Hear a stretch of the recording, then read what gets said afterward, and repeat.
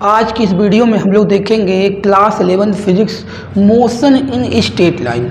तो देखिए motion in straight line का ये हमारा पहला लेक्चर होगा और इसमें हम लोग जो लेक्चर वाइज ये देखेंगे वो जेई और नीट के जितने भी सिलेबस हैं उसको कवर करेंगे। क्लास 11 से लेके जेई और नीट के जो भी हमारे कंटेंट है उसको कवर करेंगे और उसके साथ साथ ये भी देखेंगे कि जो प्रीवियस ईयर क्वेश्चन आ रहे हैं टॉपिक वाइज उसको भी कवर करेंगे। तो आप लेक्चर वाइज अगर आप देखेंगे वीडियो तो आपको जो है आप अगर तैयारी कर रहे होंगे जेई या नीट के तो आपको 1% की प्रॉब्लम नहीं होगी। ठीक है, तो हम अब स्टार्ट करते हैं इस चैप्टर में। तो देखिए इस चैप्टर में हम लोग क्या क्या देखेंगे कि मोशन क्या होता है, उसके बाद distance, displacement, speed, velocity, average velocity, instantaneous velocity, इस तरह से चीज़ों को देखेंगे। एक्सेलरेशन क्या क्या होता है और यूनिफॉर्म एक्सेलरेशन मोशन का क्या होता है इक्वेशन और क्या उसमें ग्राफ है और कैसे कैसे क्वेश्चन आ रहे हैं। तो टाइम ना बर्बाद करते हुए हम लोग टॉपिक पे आते हैं। तो देखिए पहला हम लोग की बात आती है रेस्ट रेस्ट, उसके बाद मोशन देखेंगे। रेस्ट क्या होता है rest?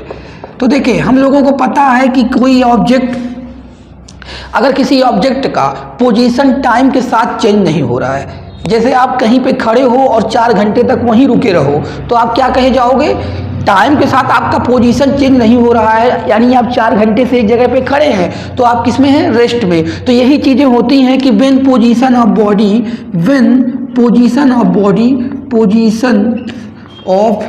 Body do not change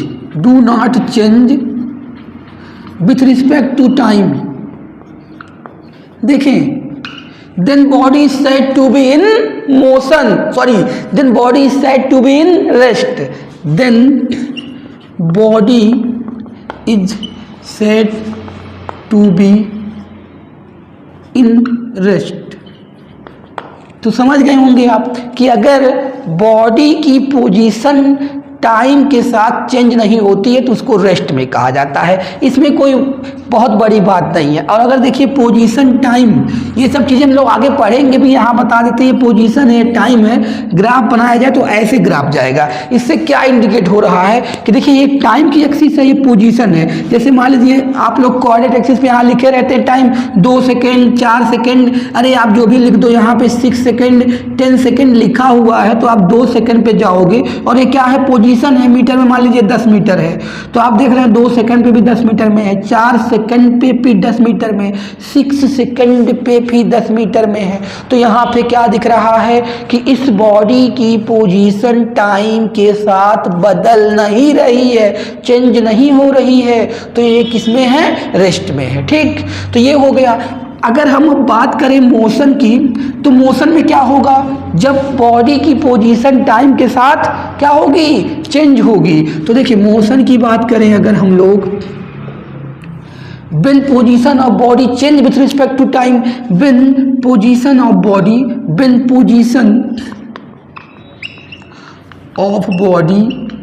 change with respect to time, change with respect to time, change with respect to time, then body is said to be in motion. तो body motion में कही जाएगी। और motion के लिए देखिए graph अगर बनाएंगे पोजीशन टाइम तो पोजीशन टाइम ग्राफ मोशन के लिए भी हो सकता है, मोशन के लिए भी हो सकता है पोजीशन टाइम ग्राफ। देखिए मोशन पोजीशन टाइम ग्राफ किसी भी तरह से हो सकता है मोशन के लिए। क्यों? क्योंकि देखिए ये सब जो ग्राफ डिफरेंट आपको दिख रहे हैं अभी आगे देखेंगे, कुछ यूनिफॉर्म मोशन का है, कुछ नॉन यूनिफॉर्म मोशन का है, कुछ यूनिफॉर्म एक्सेलरेटेड मोशन का होगा, कुछ यूनिफॉर्म डी एक्सेलरेटेड मोशन का होगा। तो मोशन यूनिफॉर्म, नॉन यूनिफॉर्म बहुत सारे होंगे, बस आपको ये देखना है कि मोशन है, ये मोशन है, ये कौन सा मोशन है ये आगे आप देखेंगे। तो मोशन के लिए क्या होना चाहिए कि बॉडी, देखिए ये क्या है, ये देखिए ये ग्राफ जो है ऐसे था तो ये यहाँ से देखिए ये क्या हो रहा है, ये देखिए टाइम है, टाइम के साथ पोजीशन चेंज हो रही है, टाइम के साथ पोजीशन, देखिए पोजीशन यहाँ इस टाइम पे यहाँ है, इस टाइम पे यहाँ है, इस टाइम पे यहाँ है, इस टाइम पे यहाँ है, जैसे ये देख रहे हैं आप। तो ये क्या हो रहा है, ये सारे ग्राफ किसको रिप्रेजेंट करते हैं? मोशन को। अब ये यूनिफॉर्म एक्सेलरेटेड मोशन है, यूनिफॉर्म डी एक्सेलरेटेड मोशन है, क्या है ये तो आगे आप लोग देखेंगे, बस आप इतना जान लिए कि किसको रिप्रेजेंट कर रहा है? मोशन को। ठीक है, तो अब देखें ये तो हो गया रेस्ट और मोशन। बाकी बात एक चीज और कर लेते हैं, वन डायमेंशन मोशन या स्ट्रेट लाइन मोशन। जैसे हम लोग का ये चैप्टर क्या है, स्ट्रेट लाइन मोशन। तो देखिए स्ट्रेट लाइन मोशन का मतलब क्या हुआ, नाम से दिख रहा है स्ट्रेट लाइन, मतलब एक स्ट्रेट लाइन पे जब मोशन होती है, कोई कार हो तो कहाँ जा रही हो, स्ट्रेट रोड पे जा रही हो, एक कार स्ट्रेट रोड पे जा रही हो तो इसको स्ट्रेट लाइन मोशन कहेंगे। और इसी को क्या बोलते हैं, one dimension motion, 1D short में लिख सकते हैं 1D, वन डायमेंशन मोशन। अब देखिए एक्चुअल मतलब क्या हुआ वन डायमेंशन मोशन का, स्ट्रेट लाइन मोशन का। देखिए किसी भी मूविंग बॉडी की अगर एक ही कोऑर्डिनेट चेंज हो रहा है, जैसे आप लोग जान रहे होंगे XYZ 3 कोऑर्डिनेट होता है, कोई एक ही कोऑर्डिनेट चेंज होगा तो उसको बोलेंगे वन डायमेंशन मोशन या motion in straight line. When only one coordinate of a moving body is changed, then its motion is said to be one dimension motion या स्ट्रेट लाइन मोशन या linear motion. देखिए linear motion भी इसको कह सकते हैं। तो हमारा चैप्टर था स्ट्रेट लाइन मोशन, तो इसका मतलब ये होता है कि जब बॉडी स्ट्रेट लाइन मोशन करे किसी भी स्ट्रेट लाइन में, और स्ट्रेट लाइन मोशन करने का मतलब वन डायमेंशन मोशन, ठीक। तो ये हो गया, जैसे एक कार मूविंग स्ट्रेट रोड पे जाएगा तो क्या होगा वन डायमेंशन, अगर कर्व रोड पे जाएगा तो टू डायमेंशन हो जाएगा, क्योंकि वो सर्कुलर मोशन कर्व रोड पे जाएगा ना। तो वो सब तो बात हम लोग करेंगे मोशन इन प्लेन में। हमारा था चैप्टर का नाम मोशन इन वन डायमेंशन, उससे आपने समझ लिया कि वन डायमेंशन या स्ट्रेट लाइन मोशन का मतलब जब ये कहीं स्ट्रेट लाइन का मतलब कहीं स्ट्रेट लाइन पे मोशन हो रहा हो, वन डायमेंशन मोशन हो रहा हो, ठीक। ये तो हो गया बात। अब हम लोग इसमें देखिए एक पॉइंट आता है फ्रेम ऑफ रेफरेंस क्या होता है। फ्रेम ऑफ रेफरेंस, तो फ्रेम ऑफ रेफरेंस की बात अगर करेंगे हम लोग,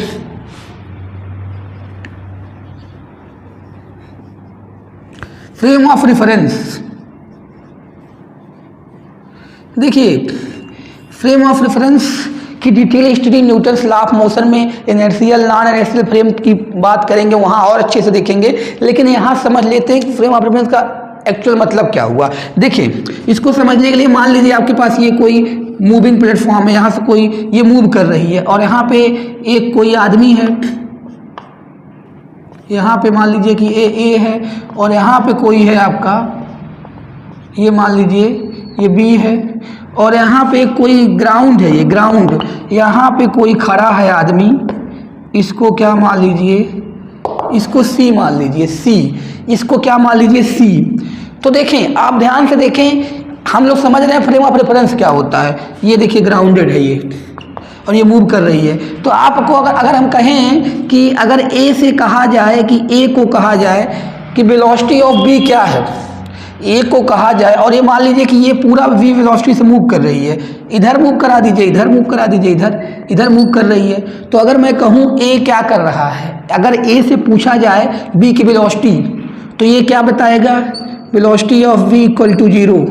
ए क्या बताएगा, velocity of v equal to 0। क्यों बताएगा, क्योंकि ए और बी एक ही मूविंग प्लेटफॉर्म पे खड़े हैं, ए और बी एक ही मूविंग प्लेटफॉर्म पे खड़े हैं। अरे आप ये मान लीजिए कि ये ट्रेन है या ये ट्रॉली, जानते हैं ट्रैक्टर की ट्रॉली, उसी दोनों ट्रॉली पे दोनों लोग जा रहे हैं खड़े होके या बैठ के। तो अगर ए ऑब्जर्व करेगा बी को तो बी कैसा दिखेगा, रेस्ट में दिखेगा, क्योंकि दोनों एक ही मूविंग प्लेटफॉर्म पे हैं। तो ये बी क्या दिखेगा, रेस्ट। तो ये बताएगा, ये बोलेगा वेलोसिटी ऑफ बी कितनी है, 0। लेकिन अगर सी से पूछा जाएगा वेलोसिटी ऑफ बी बताओ, तो सी क्या कहेगा, velocity of B is equal to we.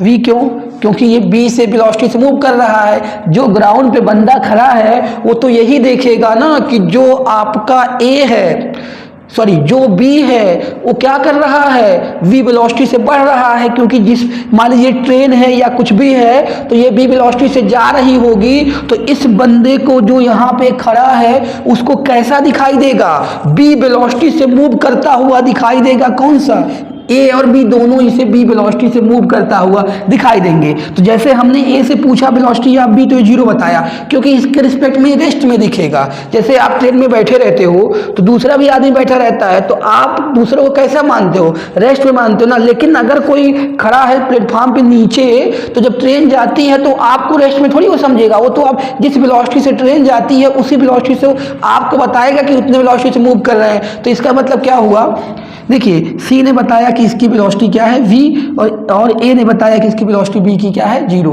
तो क्या हम लोग यहाँ देखने को मिल रहा है, ये मिल रहा है कि जब इसके मोशन को यहाँ से ऑब्जर्व किया जा रहा है तो इसकी वेलोसिटी b दिख रही है, और अगर वहीं से ऑब्जर्व किया जा रहा है तो क्या दिख रही है, 0 दिख रही है। तो देखिए फ्रेम ऑफ रेफरेंस यही होता है, एक कोऑर्डिनेट सिस्टम होता है जहां से हम लोग मोशन को ऑब्जर्व करते हैं। क्या करते हैं, जहां से मोशन को ऑब्जर्व किया जाता है। एक point where motion is observed, एक पॉइंट होता है, उसे कोऑर्डिनेट सिस्टम से एक्स वाई जेड से रिप्रेजेंट किया जाता है। और क्या होता है, जहां से हम लोग किसको मेजर करते हैं, किसको मोशन को मेजर किया जाता है, ऑब्जर्व किया जाता है, वो होता है फ्रेम ऑफ रेफरेंस। जैसे देखिए ये है स्टेशनरी फ्रेम, यहाँ से इसको ऑब्जर्व किया गया, ये है मूविंग फ्रेम, ठीक है, यहाँ से मूव कर रहा है, तो ये दोनों लोग एक ही प्लेटफॉर्म पे मूविंग पे है, तो इसके हिसाब से इसकी वेलोसिटी 0 आ रही है, ठीक है। तो आप बस इतना जान लिए, फ्रेम ऑफ रेफरेंस का मतलब होता है कि जहाँ से किसी भी ऑब्जर्वेशन को किया जाता है, मोशन को ऑब्जर्व किया जाता है। यहाँ पे मोशन की ही बात की जाएगी, स्पीड हो गई, वेलोसिटी हो गई, ये सब जो हम लोग ऑब्जर्व करेंगे किसी पर्टिकुलर फ्रेम से, रेफरेंस फ्रेम से करते हैं ना, तो उसी को बोलते हैं फ्रेम ऑफ रेफरेंस, जहाँ से मोशन को ऑब्जर्व किया जाता है। इसके बारे में detail study Newton's law of motion में 2 तरह का होता है, एक इनर्शियल एक नॉन इनर्शियल फ्रेम, वो हम लोग आगे देखेंगे। यहाँ पे बस आप इतना जान लीजिए कि जहाँ से मोशन को ऑब्जर्व किया जाता है वही होता है आपका फ्रेम ऑफ रेफरेंस, ठीक है। तो अगला हमारा टॉपिक होगा, देखिए जो भी बेसिक चीज़ें हैं उसको तो आपको पढ़ना ही पड़ेगा, बाकी जो क्वेश्चन आएंगे किस पे आएंगे, देखिए जैसे फ्रेम ऑफ रेफरेंस हुआ और चीज़ें हुआ, ये सब समझने वाली चीज़ें हैं, इन पे क्वेश्चन नहीं बनेगा, लेकिन आप समझे नहीं रहेंगे तो थोड़ी बहुत प्रॉब्लम हो सकती है। तो हम बात करते हैं, जो हम लोग का टॉपिक होगा, पहला टॉपिक हमारा रहेगा डिस्टेंस। अब यहाँ इस सब चीज़ों को समझना है बहुत अच्छे से। डिस्टेंस देखिए क्या होता है, डिस्टेंस हमारा होता है actual length of path cover by the body, या ये कह सकते हो total length of path cover by the body, ठीक है। तो आप क्या लिख सकते हैं, total length of path cover by the body, cover by the body in given time interval, in given time interval,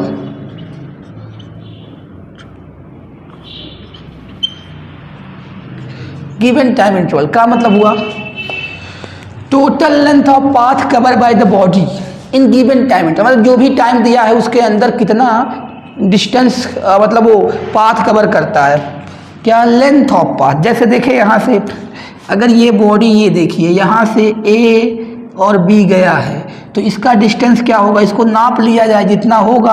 अगर ये मान लीजिए ये 100 मीटर का है, यहाँ तक का लेंथ 100 मीटर का है, तो डिस्टेंस कितना हो जाएगा, डिस्टेंस इसका हो जाएगा कितना, डिस्टेंस 100 मीटर हो जाएगा। अब जैसे हमने क्या लिखा, length of path cover by the body, अगर यहाँ से वहाँ तक जा रही है तो 100 मीटर हो जाएगा। अब ऐसे ही देख लीजिए, मगर मान लीजिए हमारा ये है, यहाँ से A B C D E F, और ये 2 मीटर है, मान लीजिए ये 4 मीटर है, ये 3 मीटर है, यहाँ वाला 3 मीटर है, ये 1 मीटर है, ये 2 मीटर है। तो अगर यहाँ से देखिए ए से स्टार्ट करके बी के थ्रू ऐसे जाते, वो पार्टिकल जो भी मूव कर रहा है एफ तक पहुँच गया है, तो इसका डिस्टेंस क्या होगा, लेंथ, टोटल लेंथ निकाल लीजिए इस पाथ का, यही डिस्टेंस कवर होगा। तो टोटल लेंथ देखिए यहाँ से ऐड करेंगे 2, और ये 3 हो गया, ये 4 हो गया, ये कितना हो गया, ये भी 1 मीटर था, तो 1 मीटर ले लीजिए प्लस 2 मीटर, तो यहाँ से 5 और ये 5 और 2 ये 12 मीटर, तो ये तो आपको समझ में आ रहा है, इसमें कोई प्रॉब्लम नहीं है कि total length of path cover by the body जो हमारी होती है वो डिस्टेंस होती है। ये तो हो गया। इसमें देखिए चीज़ें और क्या देखनी है आपको, ये सब छोटे टॉपिक है, इसको जल्दी जल्दी हम लोग को ख़त्म करना है। देखिए पहली चीज़ सबसे ये होती है कि इसकी जो होती है एसआई यूनिट, एसआई जो यूनिट होती है वो क्या होती है, मीटर होती है।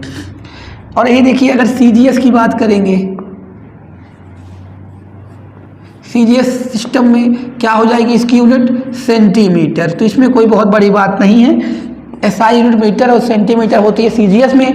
और अगर हम बात करें, देखिए ये आपका जो होता है it is scalar quantity, it is scalar quantity.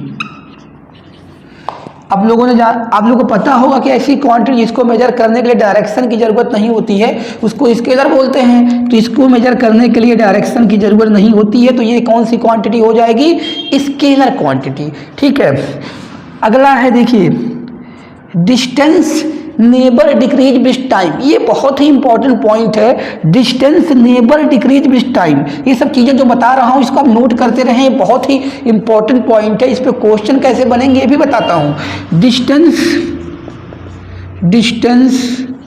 Neighbour decrease with time, time के साथ डिस्टेंस कभी डिक्रीज नहीं होता है। तो देखें जैसे कभी अगर आपको डिस्टेंस टाइम ग्राफ दे, ध्यान से देखिएगा, ये डिस्टेंस है, ये टाइम है, और ये इस तरह बनाया रहे इस तरह से, तो ये पॉसिबल नहीं है। ये क्या हो रहा है, डिक्रीज हो रहा है। देखिए ऊपर बना देता हूँ, तो आप ये ऐसा क्वेश्चन ग्राफ में ही आएगा। जो ये चीज़ें हैं इसको कभी ग्राफ से पूछ सकता है वो, विच of the following graph, which of the following distance type graph not possible. तो देखिए आप अगर ये चीज़ जानते रहेंगे वो कुछ भी बना देगा भाई, डिस्टेंस टाइम ग्राफ कुछ भी बना दे, डिस्टेंस कैसे भी जा सकता है। तो ये जैसे मान लीजिए ग्राफ कुछ भी बना हो, डिस्टेंस टाइम ग्राफ ऐसे बना हो, ऐसे कोई दिक्कत नहीं है, डिस्टेंस टाइम ग्राफ। लेकिन एक बात ध्यान देना है कि distance neighbour decrease with time, तो यानी अगर आपका टाइम के साथ डिस्टेंस क्या हो रहा हो, ये not possible. Distance time graph ये पॉसिबल नहीं होगी। टाइम के साथ देखिए ये टाइम बढ़ रहा है तो डिस्टेंस बढ़ रही थी, यहाँ से अब टाइम बढ़ाने पर डिस्टेंस क्या होने लगा, घटने लगा। डिस्टेंस नहीं घटेगा, डिस्प्लेसमेंट की बात नहीं कर रहा हूँ मैं। डिस्टेंस में अगर डिस्टेंस टाइम ग्राफ दिया तो पॉसिबल नहीं होगा। और कह रहा था distance neighbour decrease with time, मतलब यही ना है। जैसे देखिए ये नहीं हो सकता, डिक्रीज नहीं हो सकती टाइम के साथ, हमेशा क्या होती है, इंक्रीज होती है। डिस्टेंस टाइम ग्राफ होगा तो हमेशा डिस्टेंस टाइम के साथ इंक्रीज होता है, डिक्रीज नहीं होता है। तो ये बात आपको याद रखनी है। कहीं भी ग्राफ ऐसा बन जाए जिसमें डिस्टेंस डिक्रीज हो रहा हो, डिस्टेंस टाइम ग्राफ दिया हो और पूछ लिया हो which of the following are not possible, तो आप ये देखिएगा जिसमें डिस्टेंस क्या हो रहा होगा, जिसमें डिस्टेंस डिक्रीज हो रहा होगा वो ग्राफ आपका करेक्ट नहीं होगा। समझ में आ गया आपको? ठीक है, तो ये बात ध्यान दीजिएगा। और एक बात देखिए यहाँ पे डिस्टेंस के बारे में एक चीज़ और देखिए, डिस्टेंस जीरो तो हो ही सकता है कब, जब मोशन स्टार्ट नहीं हुआ रहेगा। जब मोशन स्टार्ट नहीं हो रहा है तब तो डिस्टेंस जीरो हो सकता है, बाकी जब मोशन स्टार्ट होगा तो डिस्टेंस जीरो कभी नहीं हो सकता है। जीरो कभी नहीं हो सकता, मोशन स्टार्ट हो जाएगा। तो यहाँ लिख सकते हैं डिस्टेंस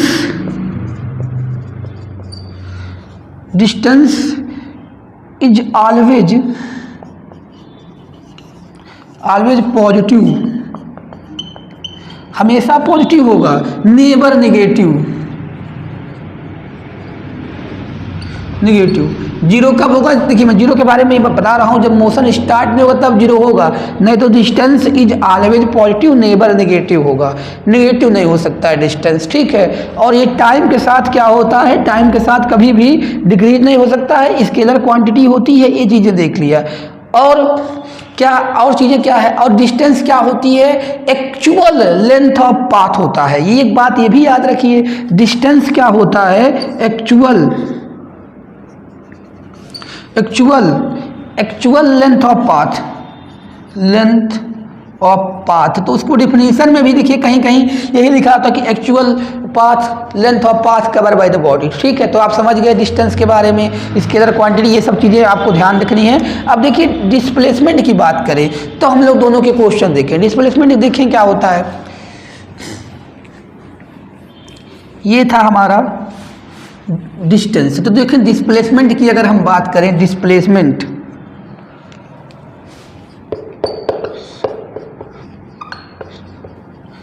देखिए डिस्प्लेसमेंट क्या होता है, shortest distance between, shortest distance कहाँ का, initial and final position, shortest distance between initial and final position, shortest distance shortest distance between initial and final position, देखिए shortest distance between initial and final position, जैसे आपका कोई भी moving object है, मान लीजिए यहाँ से ए और बी और सी पे पहुँच गया है, तो देखिए ये मान लीजिए 2 है और 3 है, ये 4 मीटर है, ये मीटर में ले लीजिए। तो देखिए अगर हम लोग बात करें किसकी, डिस्टेंस की, अगर बात करते हैं डिस्टेंस की, तो ये सबको पता है कि अगर हम डिस्टेंस की बात करेंगे तो एक्चुअल लेंथ ऑफ पाथ पर बाई बॉडी होती है, टोटल लेंथ ऑफ पाथ पर बाई बॉडी होती है। तो यहाँ से स्टार्ट करके अगर सी तक गया है तो अगर डिस्टेंस की बात करेंगे 3 + 4 जो कि क्या आ जाएगा 7 मीटर। लेकिन अगर डिस्प्लेसमेंट की बात करेंगे, डिस्प्लेसमेंट, तो ये हो जाएगा डिस्प्लेसमेंट, ये तो ये कितना आ जाएगा 5 मीटर, तो ये कितना आ जाएगा 5 मीटर, ये 3 और ये 4, तो इसका स्क्वायर करोगे तो कितना आ जाएगा 5 मीटर। अरे भाई ये क्या है, ये देखा जाए ये बना हुआ है राइट एंगल ट्रायंगल, तो ये 3 है, ये 4 है, तो पाइथागोरस थ्योरम से इसको 5 निकाल लोगे। तो ये मैं कह रहा हूँ कि अगर डिस्प्लेसमेंट की बात होगी तो क्या होता है, शॉर्टेस्ट डिस्टेंस, क्या shortest distance between initial and final position, या शॉर्टेज डिस्टेंस ऑफ कह सकते हैं बिटवीन की जगह पे, ताकि प्रॉब्लम ना हो। Shortage distance of final and initial position, तो आपका ही फाइनल पोजीशन ये है और इनिशियल ये है, तो ये शॉर्टेज डिस्टेंस जो होगी वही डिस्प्लेसमेंट है। डिस्प्लेसमेंट 5 मीटर आ जाएगा और डिस्टेंस आप देख रहे हैं 7 मीटर आ जाएगा, ठीक है। तो इस तरह से, और इसमें चीज़ें क्या देखनी है, ध्यान क्या देनी है, देखिए इसमें ध्यान ये देनी है आपको,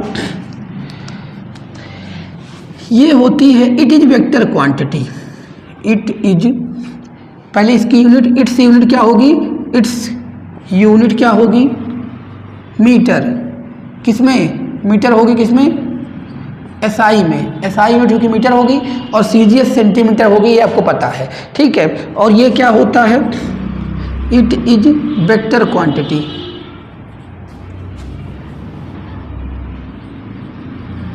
ये वेक्टर क्वांटिटी होता है। इट मे बी पॉजिटिव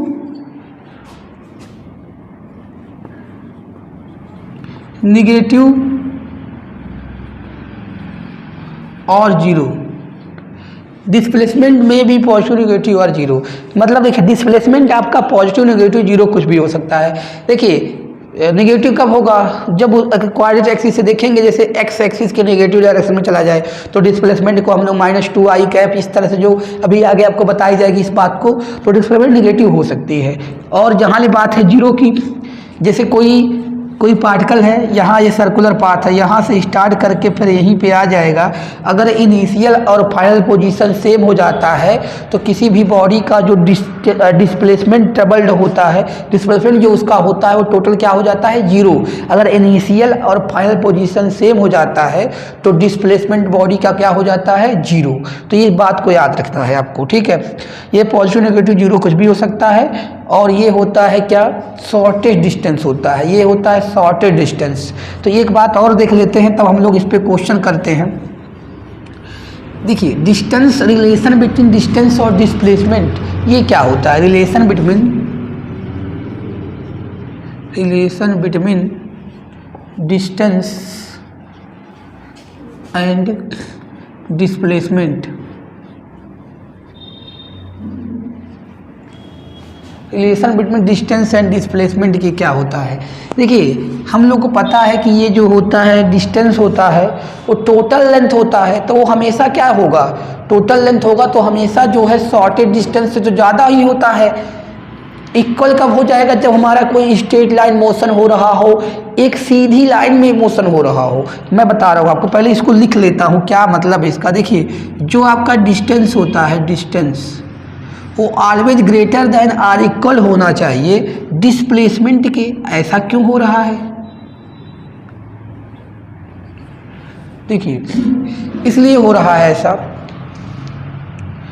हमें पता है कि जैसे हमारा जो ये होता है डिस्टेंस, वो होता है total length of path cover by the body. अब देखिए डिस्प्लेसमेंट इसका ये होगा और डिस्टेंस ये होगा, तो ये हमेशा देखिए ज़्यादा ही आ रहा है। लेकिन अगर कोई स्ट्रेट लाइन मोशन, जैसे मान लीजिए ए से बी जाना है और ये स्ट्रेट रोड है ए से बी, तो ये 10 मीटर है, तो इस केस में अगर स्ट्रेट रोड पे जा रहे हो तो आपका डिस्प्लेसमेंट भी कितना होगा 10 और डिस्टेंस भी कितना होगा 10। यहाँ पे डिस्टेंस भी 10 होगा और डिस्प्लेसमेंट भी 10 होगा।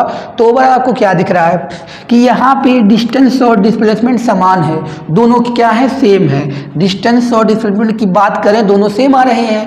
और अदरवाइज जो दूसरा मोशन हो, सर्कुलर मोशन, जैसे ये कर्व मोशन, ये सब चीज़ें हो रही हैं, तो यहाँ पे डिस्टेंस ज़्यादा होगा, डिस्प्लेसमेंट क्या होगा, कम होगा। जैसे अभी हम लोग ये देखे थे, अब ये मोशन यहाँ से स्टार्ट होकर यहाँ तक पहुँच रहा है पार्टिकल, ये 3 है और ये 4 है, तो ये 5 होगा।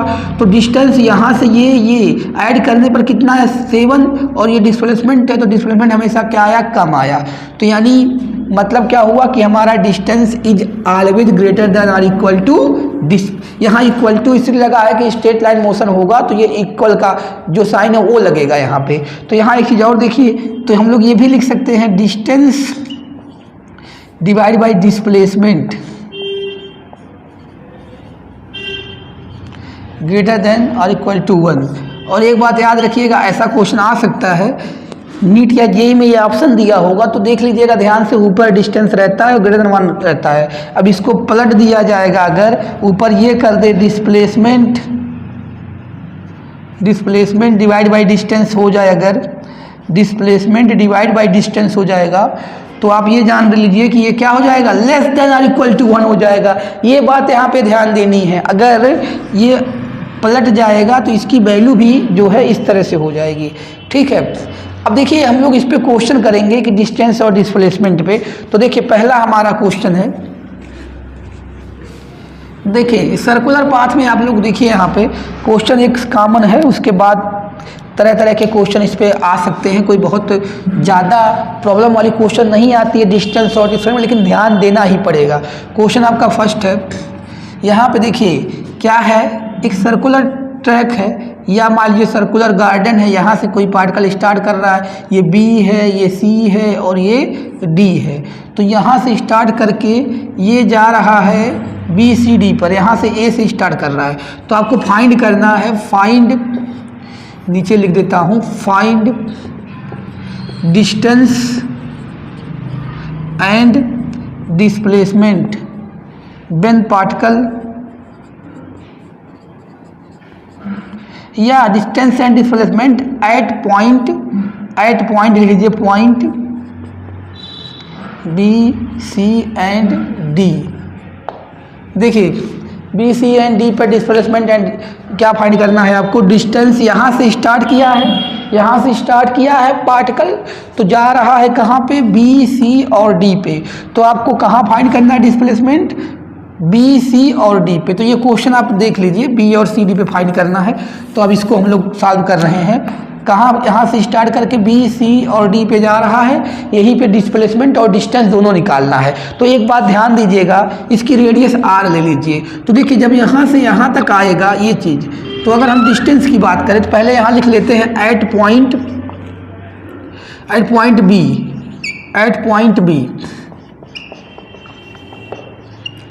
देखिए जब पॉइंट B की बात करेंगे तो डिस्टेंस देखिए क्या होगा, डिस्टेंस बताइए क्या होगा, ये होगा लेंथ ऑफ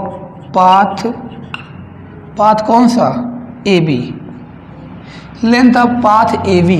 तो लेंथ ऑफ पाथ AB कैसा है, पाथ एक देखिए इस तरह से, ये आर्क कह सकते हैं ना, ये आर्क है कि नहीं है, तो यहाँ पे हो जाएगा, इस इक्वल हो जाएगा length of arc AB, length of arc AB। तो हम लोगों को पता है देखिए किसी भी आर्क का लेंथ निकालना हो तो ये फार्मूला मैं लिख देता हूँ, बाकी यहाँ तो आसान है। देखिए लेंथ ऑफ आर्क जो होता है, अभी और सारे आ सकते हैं क्वेश्चन, तो मैं फार्मूला लिखवा देता हूँ। Length of arc θ/360 into 2πr होता है। ये आप 10th क्लास में पढ़ चुके होंगे, एरिया रिलेटेड टू सर्कल में θ/360 इंटू 2πr। तो देखिए यहाँ पे थीटा कितना है, 90 है। अरे आप ऐसे भी लिख सकते हो, ये सर्कल का देखिए सरकमफ्रेंस क्या होता है ये भी समझ लीजिए, तो फार्मूला हो गया। अगर आपको नहीं समझ आ रहा है, यहाँ से आपको पता है, देखिए 2πr पूरा सरकमफ्रेंस का लेंथ होता है, मतलब ए से लेकर ए तक पहुँचेगा 2πr होगा। इस तरह से कितने पार्ट बने हैं, 4 पार्ट बने हैं, तो ये 4 से डिवाइड कर दीजिए, इसका लेंथ आ जाएगा। 4 से डिवाइड करेंगे तो ये देखिए 2 से कट जाएगा, πr/2 आ जाएगा। तो अगर हम πr/2 कैसे आ गया, पूरा हमने कहा था, एक तो या तो ये है θ/360 2πr लगा दो अगर आप फार्मूला यूज करना चाहते हो, बाकी आप ये कॉन्सेप्ट यूज करना चाहते हो कि ए से ए पर आएगा तो पूरा सरकमफ्रेंस कितना होता है 2πr, इतना डिस्टेंस कवर करेगा। लेकिन हमको वहाँ तक थोड़ी जाना है, ये कितने पार्ट में डिवाइड हो गया, 4 पार्ट में, तो टोटल ए से ए पर आता 2πr जाता, तो 4 से डिवाइड क्यों कर दिया, 4 पार्ट बना है और 4 से डिवाइड करने में जो आया वैल्यू, एक पार्ट का डिस्टेंस यानी ये वाला लेना है। ठीक है, वहाँ से अगर समझ गए तो अच्छी बात है, नहीं तो ये एंगल कितना बनता है 90, तो 90/360 इंटू 2πr कर दें तो ये देखिए, और यहाँ से ये कितना आ जाएगा 4, और ये 2 से कट जाएगा तो कितना आएगा πr/2 आ गया। इसका length of arc of A B का आ गया। ठीक है, तो आप समझ गए कि अगर आपको ये डिस्टेंस निकालना होता तो लेंथ ऑफ आर्क निकाल देते, और लेंथ ऑफ आर्क निकालने का ये बेस्ट रिजल्ट, ये फार्मूला आप याद रखेंगे तो आप आराम से समझ जाएंगे। ठीक है, और अब देखिए इसमें क्या और कर सकते हैं। अब हमारा जो था डिस्प्लेसमेंट की बात करेंगे, डिस्प्लेसमेंट की बात करेंगे अगर, तो देखिए ये चीज़ होगी ये, क्योंकि स्टेट डिस्टेंस या मिनिमम डिस्टेंस या शॉर्टेज डिस्टेंस बिटवीन 2 पॉइंट, तो ए से बी तक का ये शॉर्टेज डिस्टेंस होगा। और ये कैसे निकालेंगे, ये आर है, ये पाइथागोरस थ्योरम से निकालेंगे। तो आप सभी को पता है, अगर ए बी को निकालना होता है तो ए बी का square equal to r square plus r square, तो ए बी का स्क्वायर यहाँ 2r स्क्वायर, तो A B is equal to √2r square, तो यहाँ से क्या आ जाएगा r√2। ए बी की वैल्यू क्या आ जाएगी r√2 आपका आ गया ए बी की वैल्यू। अब रेडियस देखिए, ऐसा क्वेश्चन आते रहे, तब ये रेडियस आपको कुछ दिया रहेगा तो वहाँ रख देंगे, r√2 आ जाएगी ए बी की वैल्यू, ये होगी डिस्प्लेसमेंट। अब देखिए हम एट पॉइंट बी की बात करें, ये तो किसकी थी, सॉरी एट पॉइंट सी की बात करें, ये बी की थी। जो भी प्रॉब्लम होगी आप देख सकते हैं, बहुत ही सिंपल है, कोई बहुत बड़ी बात नहीं। सी पे जाएंगे तो देखिए ये हो जाएगा आपका क्या, अगर हम बात करेंगे डिस्टेंस की तो क्या हो जाएगा, लेंथ ऑफ आर्क किसका, लेंथ ऑफ आर्क AC कह दीजिए, चाहे ऐसे देखिए ABC का मतलब ये क्या लिख दे, मैंने ऐसे जा रहे हैं ABC के थ्रू, तो और सही है ऐसे ABC, ये लेंथ ऑफ आर्क ABC। ठीक है, तो लेंथ ऑफ आर्क ABC क्या है, सेमी सर्कल है ना, सर्कल का। अभी देखिए इससे निकालिए, इतना कितना एंगल बना रहा है ये 180, तो 180 रख के यहाँ से निकाल दीजिए, या तो 2πr/2, क्यों, क्योंकि ये क्या है सेमी सर्कल है, तो कितना आ जाएगा πr आ जाएगा। और अगर हम बात करें डिस्प्लेसमेंट की, तो डिस्प्लेसमेंट ए से बी में, ए से सी, यही होगा डिस्प्लेसमेंट, शॉर्टेज डिस्टेंस। ये आर है, ये आर है, अरे भाई डायमीटर हो जाएगा, ये आर है, ये भी तो आर होगा यहाँ तक, तो कितना इक्वल हो जाएगा 2r। ठीक, तो अब हम एट पॉइंट किसकी बात करेंगे, डी की, एट पॉइंट डी की बात करेंगे। तो देखिए डी पे आर्क की लेंथ तो यही होगी, डिस्टेंस कितनी हो जाएगी, डिस्टेंस हो जाएगी लेंथ ऑफ आर्क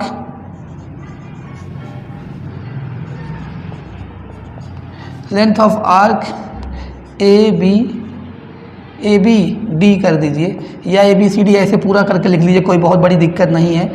आर का मतलब ये पूरा यहाँ से लेके यहाँ तक का आप आ रहे हैं, तो ये कितना बन रहा है, देखिए ये बन रहा है, ये 270 बनेगा ना, अरे 90 और ये 90, 270, तो आप इससे निकाल सकते हैं 360 और 2π आर, इस फार्मूले से, क्योंकि यार यहाँ से एंगल लेंगे तो ये 270 बनेगा, 90 90 270 बन जाएगा ना। तो देखिए अब यहाँ से ये कट जाएगा और इसको आप देखेंगे तो 3 और ये 4, 3/4 2 पाई आर करेंगे, ये कट जाएगा तो क्या हो जाएगा 3/2 पाई आर। इसको आप देख लीजिएगा, इतना आ गया उसका लेंथ किसका, अब वो आ गया डिस्टेंस आ गया। और डिस्प्लेसमेंट क्या होगा ये, अब इधर से नहीं, शॉर्टेड डिस्टेंस तो यही होगा ना, शॉर्टेड डिस्टेंस लेंथ क्या हो जाएगा AD, और ये क्या होता है R√2, अभी हम लोग निकाले थे ना, जिससे ये निकाले थे R√2, यही तो यहाँ भी आएगा। तो इस तरह से डिस्टेंस और डिस्प्लेसमेंट कर सकते हैं यहाँ पे। अब यही कह देगा कि पार्टिकल C जो होगा फिर दोबारा A पर आ जाए, पार्टिकल C दोबारा जो A से स्टार्ट करके A पर आ जाए तो डिस्प्लेसमेंट हो जाएगा 0 और डिस्टेंस हो जाएगा 2 पाई आर, पूरा सरकमफ्रेंस सर्कल का चल गया। ठीक है, तो देखिए ऐसे अभी और हम लोग को क्वेश्चन देखना है इसमें, तो जो है वो हम लोग अब यहाँ से इसी के जस्ट बाद स्टार्ट करेंगे हम लोग लेक्चर नंबर 2 में इसके आगे की जितनी चीज़ें हैं। अभी डिस्टेंस और डिस्प्लेसमेंट से कुछ क्वेश्चन करेंगे, उसके बाद हम लोग पढ़ेंगे स्पीड एंड वेलोसिटी। तो आप लोग इसके बाद लेक्चर नंबर 2 देखिएगा, उसमें आगे यहीं से कंटिन्यू करेंगे। इस लेक्चर में इतना ही।